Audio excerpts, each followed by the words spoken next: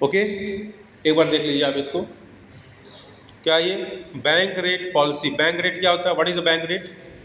Anybody, what is bank rate? हाँ tell Harsha. Sir जिस rate पे कमर्शियल बैंक सेंट्रल बैंक से लोन लेता है उस रेट को बैंक रेट बोलते हैं लॉन्ग टर्म नीड के लिए। ठीक है, लॉन्ग फॉर लॉन्ग टर्म। ठीक है, अप्रूव्ड सिक्योरिटीज के अगेंस्ट में कॉमर्शियल बैंक को जिस रेट पर आरबीआई इशू करता है loan, that is the bank rate and it is for long term. ठीक है ना, मेरी बात समझे ना? तो आप देखो ये बैंक रेट पॉलिसी, अगर बैंक रेट को क्या किया जाता है, बढ़ाया जाता है कब? जब इन्फ्लेशनरी कंडीशन है, जब इन्फ्लेशन होगा इकोनॉमी में। ये एक ऐसा पॉइंट है जो आपको इनकम डिटर्मिनेशन वाले लेसन में भी काम आएगा, समझ रहे हैं? इनकम डिटर्मिनेशन के लेसन में जब एक्सेस डिमांड होगा, मतलब डिमांड एक्सेस कब होगा? जब लोगों के पास पैसा ज़्यादा होगा। पैसा ज़्यादा होने का मतलब क्या है? Inflationary condition. पैसा ज़्यादा होने का मतलब मनी सप्लाई ज़्यादा होना। तो मनी सप्लाई को कम करना है। ठीक है, क्या कहता है? Credit control. जब इन्फ्लेशन हो, इन्फ्लेशन मतलब मनी सप्लाई ज़्यादा होना, तो मनी सप्लाई को कम करना है तो बैंक रेट को क्या करना पड़ेगा? बढ़ाना पड़ेगा। दिखाई दे रहा है? बैंक रेट को बढ़ाना पड़ेगा। समझ में आई बात? बैंक रेट को बढ़ाने से क्या होगा कि बैंक को आरबीआई से लोन लेना महंगा हो जाएगा। मेरी बात समझ रहे हो?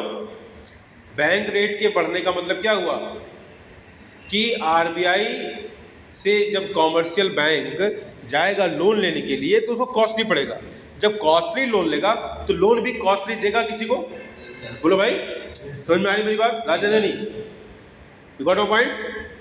समझ में आ रही बात कि अगर हम किसी से पैसा महंगा ले रहे हैं, मतलब कॉमर्शियल बैंक जो है आरबीआई से पैसा ले रहा है, लोन ले रहा है, वो अगर महंगा लेगा तो महंगा देगा भी। सिंपल सी बात है, कॉमन सेंस की बात है। तो ठीक है, जब महंगा देगा तो लोग कम लोन लेंगे तो मनी सप्लाई कम हो जाएगा। ठीक है, तो जब बैंक रेट बढ़ाने का मतलब क्या है? इन्फ्लेशनरी कंडीशन है इकोनॉमी में, इन्फ्लेशनरी कंडीशन है जब इकोनॉमी में तो बैंक रेट को बढ़ाना पड़ेगा। लेकिन इसका उल्टा डिफ्लेशनरी कंडीशन है तो बैंक रेट को घटाना पड़ेगा। मतलब मार्केट में मनी सप्लाई कम है, चीज़ें बिक नहीं रही है। डिफ्लेशनरी कंडीशन का मतलब क्या हुआ? एग्रीगेट डिमांड कम है। ठीक है, तो लोगों के हाथ में जब पैसा आएगा, जैसे आपने कभी अनुभव किया होगा जब मार्केट में आप जाते हो और आप देखते हो गोलगप्पा खाने की इच्छा है लेकिन पैसा नहीं होता है, तो आप खरीदते हो? नहीं है, तो डिमांड नहीं है ना मार्केट में, नहीं है। वही चीज़ है, जब डिफ्लेशनरी कंडीशन होगी मतलब मनी सप्लाई की कमी होगी, एग्रीगेट डिमांड कम होगा, तब सरकार क्या करती है कि बैंक रेट को घटा देती है, डिक्रीज कर देती है। तो लोग कॉमर्शियल बैंक को आरबीआई से लोन लेना सस्ता हो जाता है। सस्ता होगा तो लोन सस्ता देंगे भी, तो जब सस्ता देंगे तो ज़्यादा से ज़्यादा लोग लोन लेंगे। समझ में आ रही मेरी बात? जब ज़्यादा से ज़्यादा लोन लेंगे तो मतलब मनी सप्लाई बढ़ गई, और मनी सप्लाई जब बढ़ गई मतलब लोगों के हाथ में पैसा आ गया तो लोग डिमांड ज़्यादा करेंगे। समझ में आई बात? बड़ा पॉइंट। तो ये पूरा टेबल है, जिस पूरे टेबल को आपको मैंने ये भेजा हुआ है ना? इसको आप अपने उस पर टेबल बना लेना और कर लेना। रेपो रेट क्या है? रेपो रेट को भी इन्फ्लेशनरी कंडीशन में बढ़ाएंगे। ठीक है, ठीक है, शॉर्ट टर्म के लिए repo rate for short term, बाकी सारा डिफिनीशन बैंक रेट की तरह है। समझ रहे हो राजेंद्रनी? सारा डिफिनीशन बैंक रेट की तरह है। ठीक है, वो भी सिक्योरिटीज के अगेंस्ट में देता है, सिक्योरिटीज जमा करेगा उसको तो वो उस पर लोन मिल जाता है। ठीक है, गॉट अ पॉइंट? तो और ये जब डिफ्लेशनरी कंडीशन होगी तो घटाएगा, जैसे बैंक रेट। इसी तरह रिवर्स रेपो रेट क्या होता है? ठीक है, जब हमारे पास कॉमर्शियल बैंक जो है एक्सेस जो है मनी हो जाता है, हाँ, तो अपने मनी को वो पार्क करता है अगेंस्ट सिक्योरिटीज। ठीक है, तो जब वो पैसा जमा करता है तो उसको रेट ऑफ इंटरेस्ट मिलता है शॉर्ट टर्म के लिए। इसी तरह जब डिफ्लेशनरी कंडीशन होगा तो डिक्रीज हो जाएगा। Open market operation, open market में सेल और परचेज किया जाता है। हाँ, गवर्नमेंट सिक्योरिटीज़ को जब सेल करेगा कॉमर्शियल बैंक, जब सेल करेंगे तो क्या होगा? जब ओपन मार्केट ऑपरेशन जब क्या किया जाएगा इसमें, जब सेल होगा मतलब इन्फ्लेशनरी कंडीशन है, मतलब इन्फ्लेशनरी कंडीशन तो आरबीआई क्या करेगा सेल करेगा गवर्नमेंट सिक्योरिटीज को, ठीक है। जब सेल करेगा तो क्या लोग परचेज करेंगे उसको, तो उनके पास से पैसा कम हो जाएगा उनके पास, ठीक है ना। आपके पास 10 रुपया है, मैं गोलगप्पा सेल कर रहा हूँ राजेंद्र, मैं आपको गोलगप्पा की 10 रुपये का 6 गोलगप्पा मैं बोल दिया, राजेंद्र ने खरीद लिया, तो राजेंद्र के पास 10 रुपया कम हो गया ना, तो मनी सप्लाई कम होगी कि नहीं हुई, बोलो भाई, मनी सप्लाई कम होगी ना, हाँ। तो वही चीज़ है, तो आरबीआई क्या करेगा, आपको जब इन्फ्लेशनरी कंडीशन होगी तो सेल करेगा, जब डिफ्लेशनरी कंडीशन होगी तो क्या करेगा, बाय कर लेगा। समझ में बात। तो ये बहुत ही शॉर्टकट में, ये ध्यान में रहना चाहिए, इसको बार बार प्रैक्टिस कर लो, दिमाग में बैठा लो एकदम, ठीक है, क्योंकि ये वो इनकम डिटरमिनेशन वाले लेसन में काम आएगा। Cash reserve ratio CRR, total deposit का मिनिमम परसेंटेज जो है आरबीआई के पास रखना पड़ता है। तो जब इसको क्या करेगा, इन्फ्लेशनरी कंडीशन है तो बढ़ा देगा, ज़्यादा ज़्यादा पैसा कॉमर्शियल बैंक का कहाँ जमा हो जाएगा, आरबीआई के पास CRR में। समझ आई बात है, केवल ऐसे से कर रही हो कि समझ में आ रहा है, केवल सर हिलानी नहीं हो ना, समझ में आ रही बात ना। तो CRR मतलब क्या है, कॉमर्शियल बैंक का पैसा टोटल डिपॉजिट्स का एक फ्रैक्शन, एक हिस्सा, it is deposited at where, central bank, ठीक है। तो वो CRR जब उसको बढ़ा देगा तो क्या होगा, जब बैंक का अधिक से अधिक पैसा आरबीआई के पास जमा हो जाएगा तो बैंक के पास पैसा कम होगा, जब बैंक के पास पैसा कम हुआ तो लोगों को लोन भी कम देगा, ठीक है, बांटेगा भी कम, करेक्ट ना।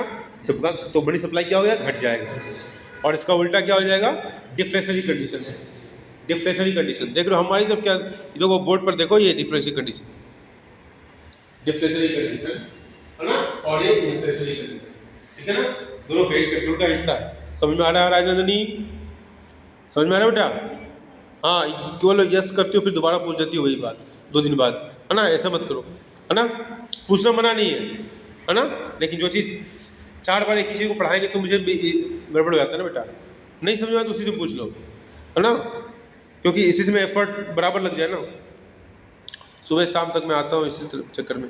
अब स्टेचुटरी लिक्विडिटी रेशियो SLR, जानते हो SLR क्या होता है, जो कॉमर्शियल बैंक अपने पास रखता है वो SLR है। जो CRR क्या है, जो आरबीआई के पास जमा होता है अपने पास, ठीक है ना। तो उसको जब इन्फ्लेशनरी कंडीशन रहेगी तो बढ़ा दिया जाएगा, डिफ्लेशनरी कंडीशन रहेगी घटा दिया जाएगा।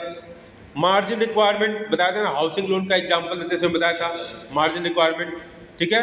20% मार्जिन है मतलब 80% ही लोन देगा, ठीक है। 40% मार्जिन हो गया मतलब 60% ही लोन देगा, टोटल प्रॉपर्टी का जो भी प्राइस होगा उसका 60%, ठीक है।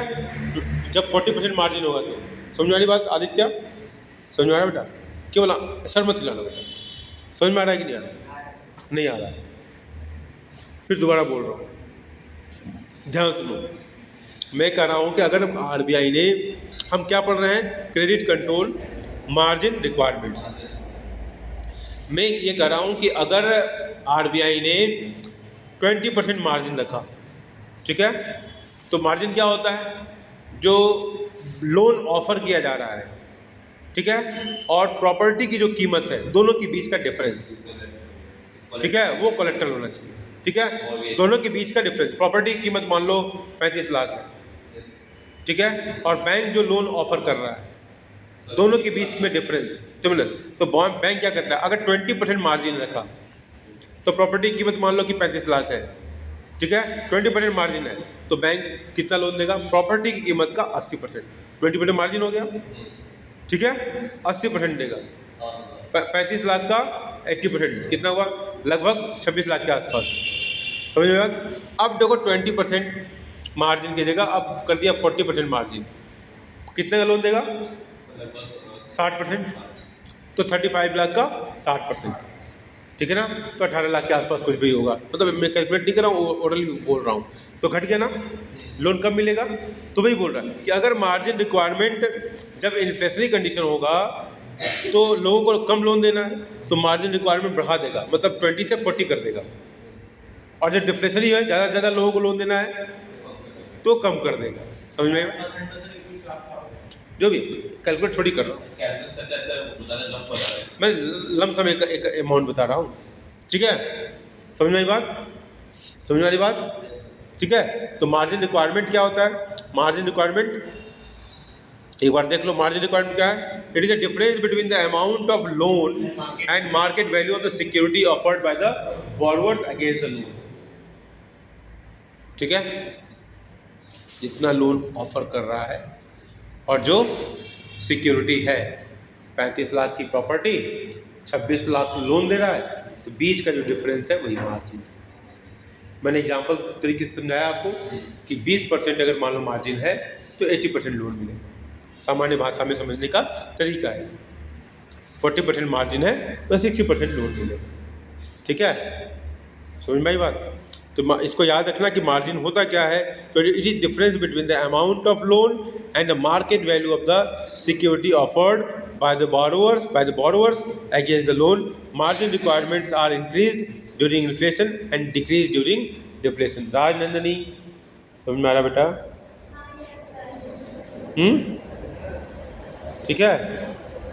तो ये जो टेबल है ना, ये आपके लिए काफ़ी महत्वपूर्ण है। इसी तरह इसमें जो क्वेश्चंस देख लो, इसमें सारे आंसर दिए हुए हैं। हालांकि देख लो, the ratio of total deposits that a commercial bank has to keep with RBI is called what? Cash reserve ratio. ठीक है, ठीक है, ठीक है। ये बताओ दूसरा क्वेश्चन क्या है? कहाँ है? अच्छा, सेकंड। हाँ, डिमांड डिपॉजिट्स इंक्लूड्स, क्या क्या इंक्लूड किया था? तो इसमें आंसर मार्क कर दिया, इसलिए saving account deposits and current account deposits. ठीक है, ये डिमांड डिपॉजिट्स का हिस्सा है। Repo rate is the rate at which commercial bank can take loan from the central bank. ठीक है, credit creation by commercial bank is determined by, ठीक है, ठीक है। अब देखो, आपको जो मैंने पढ़ाया था, क्या पढ़ाया था कि credit creation depend upon 2 factors. क्या बताया? इनिशियल डिपॉजिट एंड एलआर के दोनों पार्ट हैं। ये और ये दोनों जो है एलआर के पार्ट हैं। इसलिए यहां पर ऑल द लेवल दिया, ठीक है ना? समझिए बात? उसमें अभी कल किया था ना आपने, ये किया था जो मैंने होमवर्क दिया था, आपने किया था आदित्य? 3 क्वेश्चन दिया था ना होमवर्क, नहीं किया था? वाह बेटा, 3 क्वेश्चन दिया था ना? 3 क्वेश्चन दिया था कि नहीं दिया था? सर 2 दिए थे, एक तो फंक्शंस ऑफ आरबीआई। 10 सुनो, क्रेडिट क्रिएशन में मैंने 3 क्वेश्चन दिया था, 10, 25% 3 क्वेश्चन दिया था वहाँ पर। मुझे याद आता है बेटा, 20 साल से यही काम कर रहा हूँ, 20 साल यही काम कर रहा हूँ। तो देखो, इस तरीके से आप मैं केवल थ्योरी करा रहा हूँ, लेकिन आप सैम्पल पेपर जब सॉल्व करोगे तो नए नए क्वेश्चन आएंगे, और ये पढ़ाई अधूरी अभी हो रही है। अगर आपने सैम्पल पेपर सॉल्व नहीं किया, हमसे नहीं पूछा, खुद नहीं कर रहे हो, तो फिर भी पढ़ाई का कोई मतलब नहीं रह जाएगा। इसलिए हमारी बात, अभिषेक, मैं 2 महीने से बोल रहा हूँ आपको सैम्पल पेपर लाने के लिए। ये काम बहुत गलत हो रहा है बेटा। कहाँ रहते हो आप? घर पे आऊँगा। कहाँ रहते हो बताओ? जेड़ा, ये तो हमारा बगल का है। चलो आज ही पहुँच जाते हैं। नहीं, आज नहीं पहुँचूँगा, चलो ठीक है।